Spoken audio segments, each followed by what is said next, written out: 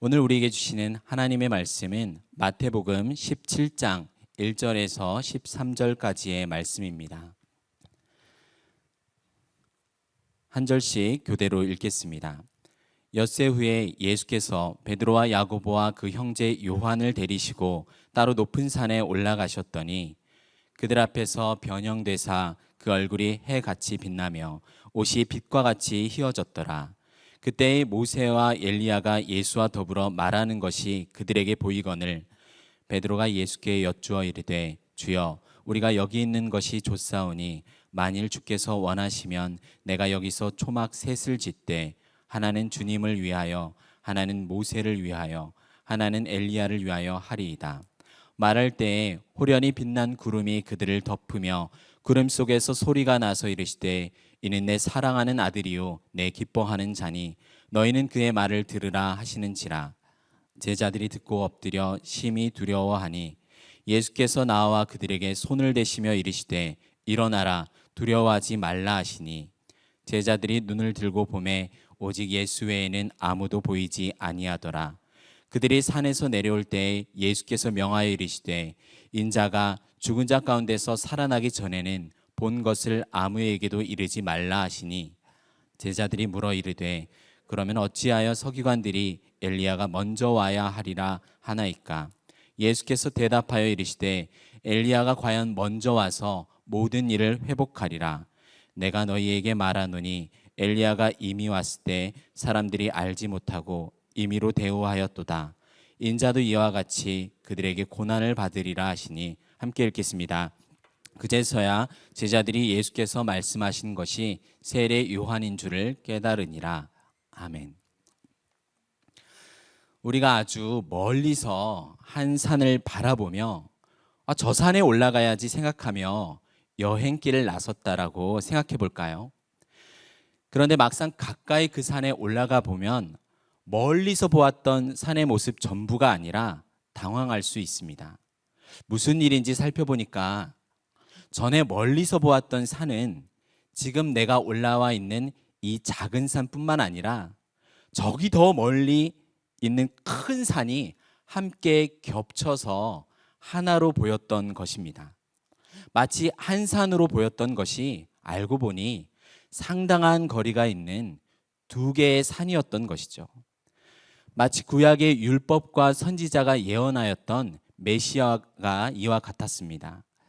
고난받는 종으로서의 메시아와 다윗의 자손으로 오셔서 평강으로 통치하시는 왕으로서의 메시아, 이렇게 두 모습이 있었습니다. 대부분 유대인들은 고난받고 있는 이방 나라들의 압제당하는 자기 민족 자체를 스스로 고난받는 종이라 여겼어요. 그러나 스스로 죄에 빠진 이스라엘은 메시아가 아닙니다. 그리고 두 명의 메시아가 각각 따로 존재하는 것도 아니었어요. 한 분의 메시아께서 초림과 재림, 이렇게 두 번 오실 것이라는 놀라운 사실 역시 이때는 아직 몰랐습니다. 이러한 진리는 예수님이 오시고 나서야 밝히 드러났습니다. 예수님께서 이 땅에 처음 오셔서 하신 사역은 죄악된 세상으로부터 미움과 핍박을 받아 우리를 위하여 죽음을 당하시고 부활하시는 것이었습니다. 주는 그리스도시요 살아계신 하나님의 아들이시니다라는 놀라운 신앙 고백을 했던 베드로마저 주님의 고난에 대한 계획을 듣자마자 극구 반대하며 주님께 이 사실을 받아들이지 못하는 행동을 보였습니다. 주님이 십자가에서 죽으시고 부활 승천하여 성령을 보내시기 전에는 제자들에게도 아직 십자가는 실패와 저주에 불과했던 것입니다. 우리 역시 그럴 때가 있습니다. 하나님의 일을 생각할 때는 세상에 믿음 있는 사람은 마치 나밖에 없는 것처럼 놀라운 고백을 할 때가 있지만 어느새 인간적인 일에 눈과 마음을 두면 말씀에 순종하지 못하는 경우가 많습니다. 그런 우리에게 자기를 부인하고 자기 십자가를 지고 나를 따르라고 주님은 말씀하셨습니다. 십자가는 자기 부인의 상징이에요. 괜히 나를 힘들게 하는 저 인간이 내 십자가지, 이런 개인적인 인생 고가 아닙니다. 단순히 고생 끝에 낙이 온다는 정도도 아니며 억지로 나를 비워내는 극기도 아닙니다. 주님이 지신 십자가는 우리 죄인을 위해 자기를 희생하신 자기 부인의 십자가이셨어요. 그러나 우리가 져야 할 십자가는 두 단계가 있습니다. 첫째는 먼저 나의 의로움, 자랑, 신뢰를 버리고 이러한 것이 천국에 들어가기에 무용지물이라는 것을 깨닫는 것에서 시작해야 합니다. 나와 내 모든 것을 부인하는 것과 함께로 둘째로 죄인인 나를 대신하신 그리스도의 십자가의 은혜를 신뢰하며 하나님 사랑이 충만한 것으로 나아가게 되는 것입니다. 그래서 자기 십자가는 주님께로 향하는 것입니다. 주님을 사랑하여 말씀과 성령을 따라 살아가는 것이에요. 그래서 주가 쓰시겠다라고 하면 내게 주어진 모든 은혜가 주께로부터 왔으니 주께 돌려드리는 고백의 삶이 되는 것입니다. 그리스도와 함께 이 십자가에 참여하는 자는 부활 승천에 암시되어 있는 메시아의 영광이 장차 천사들과 함께 아버지의 영광으로 오시는 재림에서 완성되어 누리게 될 것을 또한 말씀하셨습니다. 오늘 본문은 바로 이러한 메시아의 감춰진 영광을 아주 잠시 드러내시며 장래에 나타날 영광을 미리 보이신 표적을 기록하고 있습니다. 본문 1절부터 4절까지 읽겠습니다. 엿새 후에 예수께서 베드로와 야고보와 그 형제 요한을 내리시고 따로 높은 산에 올라가셨더니 그들 앞에서 변형되사 그 얼굴이 해같이 빛나며 옷이 빛과 같이 희어졌더라. 그때 모세와 엘리야가 예수와 더불어 말하는 것이 그들에게 보이거늘 베드로가 예수께 여쭈어 이르되 주여 우리가 여기 있는 것이 좋사오니 만일 주께서 원하시면 내가 여기서 초막 셋을 짓되 하나는 주님을 위하여 하나는 모세를 위하여 하나는 엘리야를 위하여 하리이다. 아멘. 예수님은 세 명의 제자들과 함께 높은 산으로 올라가셨습니다. 시편 36편에서 주의 의인은 하나님의 산들과 같고 라는 말씀처럼 산이라는 장소는 하나님께서 무언가 위대한 가르치심을 주시기에 합당한 장소로 보입니다. 신명기에서는 중요한 일을 확증하기 위해선 두 사람이나 세 사람의 증언이 필요하다라고 했습니다. 그래서 그리스도의 중요한 진리를 드러내는 순간마다 이 세 명의 제자들이 함께하는 모습을 앞으로 종종 보게 됩니다. 이와 병행 본문인 누가복음에서는 예수님께서 오늘 산에 올라가신 목적이 기도하기 위해서라고 말합니다. 그리고 기도하실 때 주님의 모습이 변형되었습니다.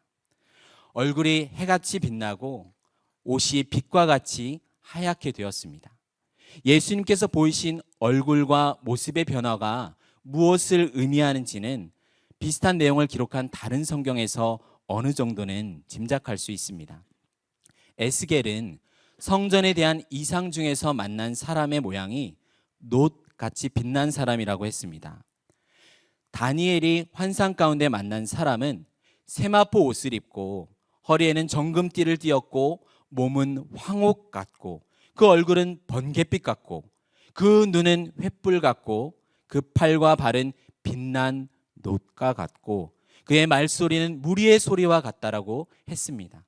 이러한 내용은 단순히 사람이나 천사가 아니라 하나님이신 어떤 분에 대하여 말씀하고 있습니다.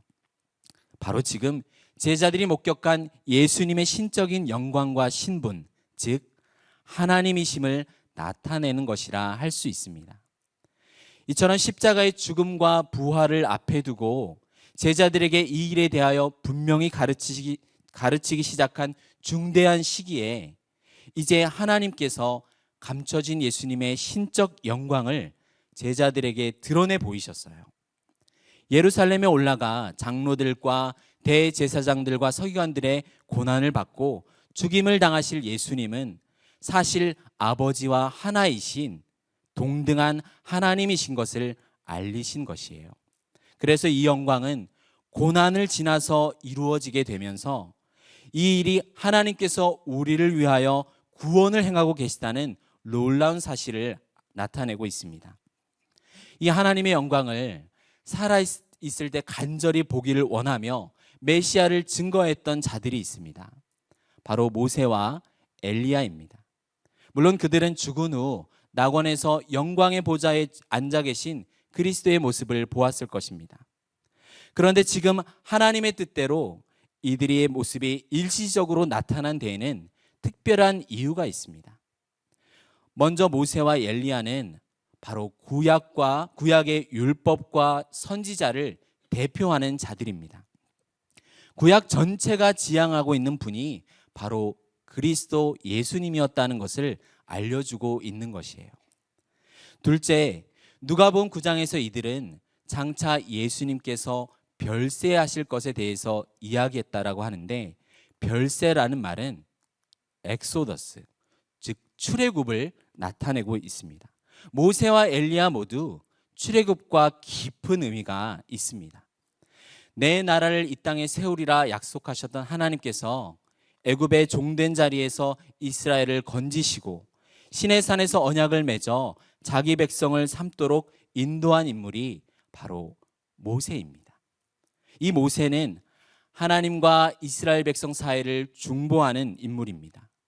예레미야 31장에서 하나님께서는 새 언약을 약속하시면서 이 언약은 내가 그들의 조상들의 손을 잡고 애굽 땅에서 인도하여 내던 날에 맺은 것과 같지 아니할 것은 내가 그들의 남편이 되었어도 그들이 내 언약을 깨뜨렸음이라 말씀하셨어요.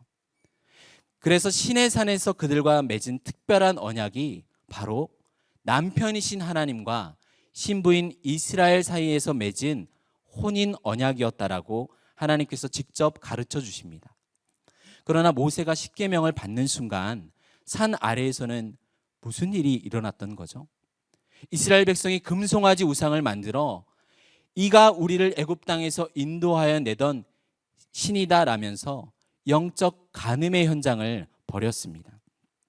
이때 혼인의 중매자였던 모세는 변호사처럼 중보자로 또한 서게 됩니다. 큰 권능과 강한 손으로 이스라엘을 애굽에서 건지신 하나님께서 이들의 죄를 용서하여 주시옵소서, 아브라함과 이삭과 야곱에게 주신 약속을 기억하여 이들보다 앞서서 광야와 가나안 땅으로 인도하여 주시옵소서라고 중보합니다.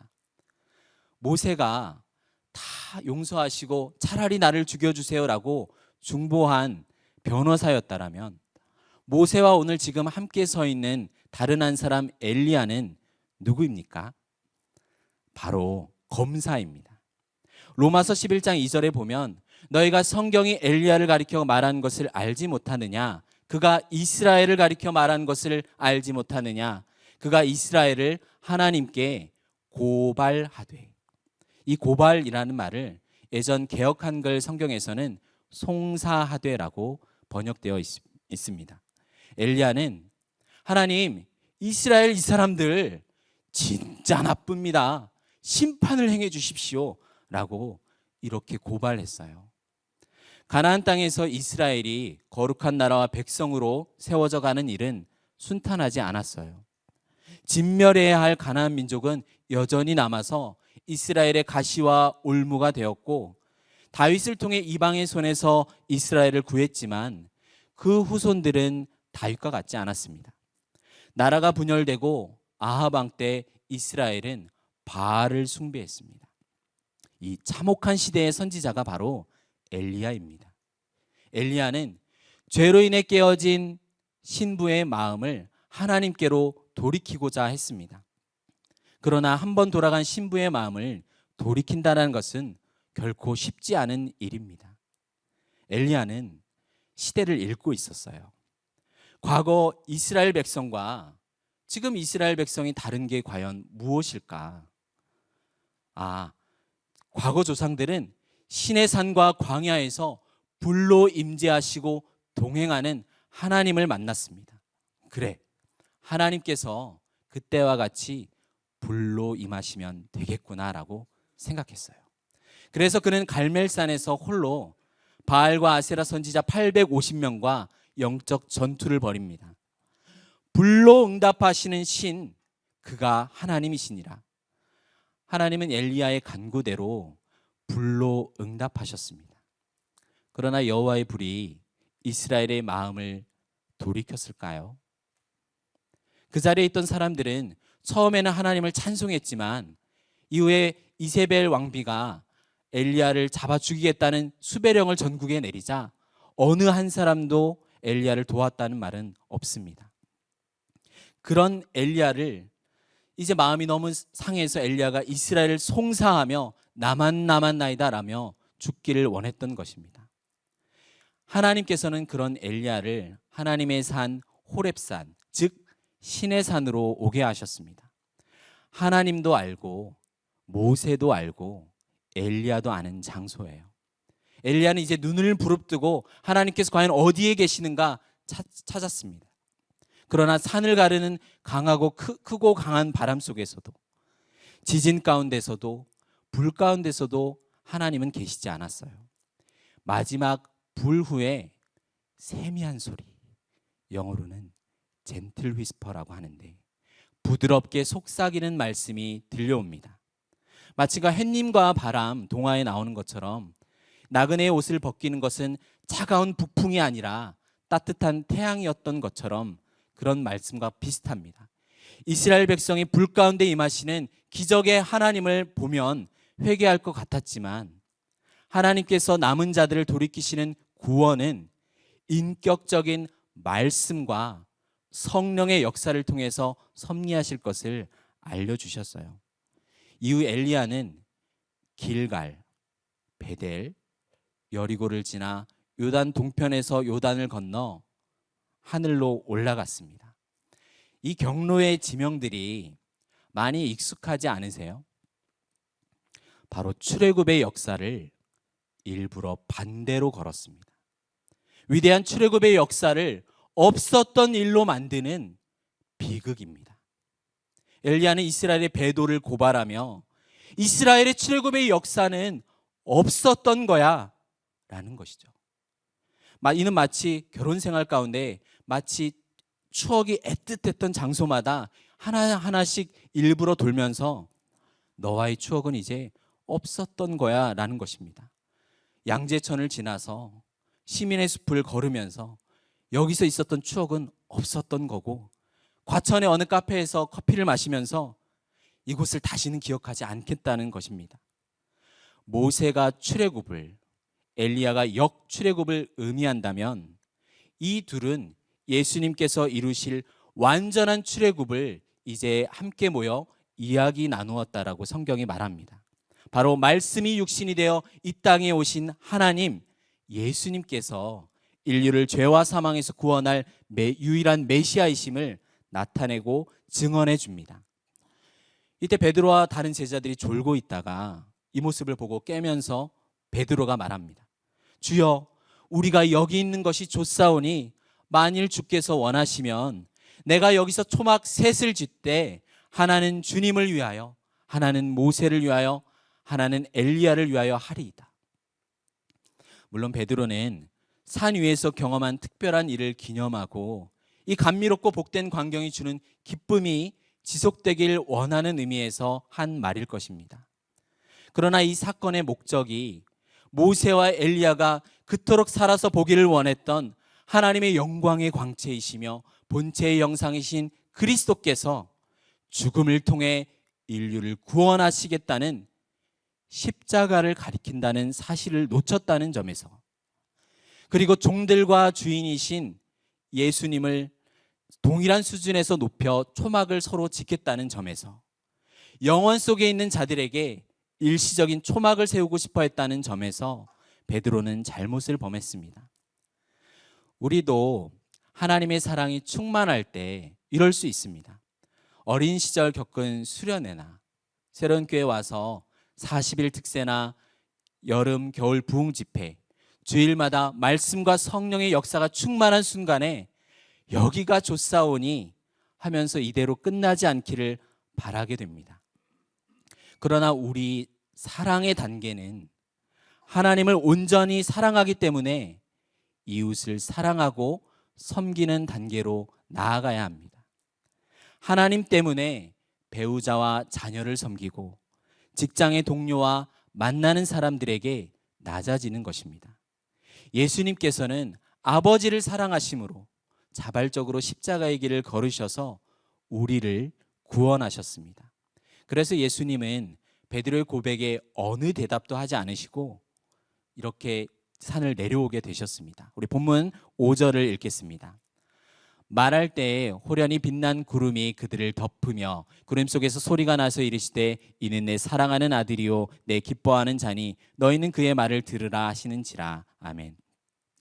결국 실패하여 회복을 소망했던 출애굽의 진정한 역사를 이 땅에 이루실 메시아가 바로 나의 사랑하는 아들 예수님이시라는 사실을 아버지께서 친히 말씀하십니다. 그래서 너희를 위하여 십자가를 지고 완전한 출애굽을 이룰 내 아들의 말을 들으라 하신 것입니다. 두려워하는 제자들에게 손을 대시면서 주님께서 손을 대시자마자 이 제자들이 눈을 들어 보니까 오직 예수님만 있으시다는 말을 우리는 또한 기억해야 합니다. 기독교 신앙은 옛 성도들이나 현재의 믿음의 영웅들에게 초점을 맞추지 않습니다. 우리의 신앙과 삶을 압축했을 때 오직 예수, 주님만 높임받는다면 얼마나 좋겠습니까? 예수님께서는 제자들이 지금 본 것을 자신이 부활하기 전에는 말하지 말라고 하시면서도 이들에게 자신의 신적 영광을 보게 하신 이유는 무엇일까요?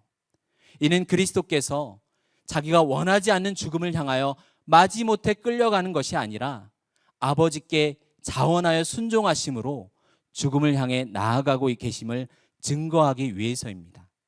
마치 억지로 피할 수 없어서 보다 강한 힘에 의하여 고난을 받으신 것이 아니라 그가 우리를 위해 자신을 스스로 내어주신 것을 나타냅니다. 또한 엘리야가 온다는 참된 약속은 세례 요한을 통해 이미 이루어졌음을 말씀하셨습니다. 성경에 이미 예고한 것처럼 세례 요한은 그의 선구자 엘리야처럼 거짓 선생들에게 박해를 당하고 배척당했다는 것이죠. 사랑하는 성도 여러분, 예수 그리스도를 바라보십시오. 아들이신 예수님은 아버지를 사랑하시고 우리를 사랑하여 우리의 모든 문제, 죄와 사망을 해결하시기 위해 십자가를 지셨습니다. 이처럼 우리가 하나님을 사랑하는데 하나님 자신만이 아니라 하나님이 행하시는 모든 일을 사랑하길 원합니다. 하나님 때문에 하나님께서 눈길을 주시는 연약한 자들을 섬기기를 소망합니다. 이 일을 위해 성령의 역사를 구하며 말씀에 순종하는 여러분이 바로 그리스도와 함께 출애굽한 사람들입니다. 기도하시겠습니다. 하나님 아버지, 영광스러운 그리스도께서 아버지 하나님을 사랑하시고 우리를 사랑하심으로 순종하셨음에 감사드립니다. 아직은 우리가 다 알 수 없는 고난을 지날지라도 하나님과 하나님께서 행하시는 모든 일 역시 사랑하며 순종할 수 있도록 말씀과 성령의 역사를 이루어 주시옵소서. 예수님의 이름으로 기도드립니다. 아멘.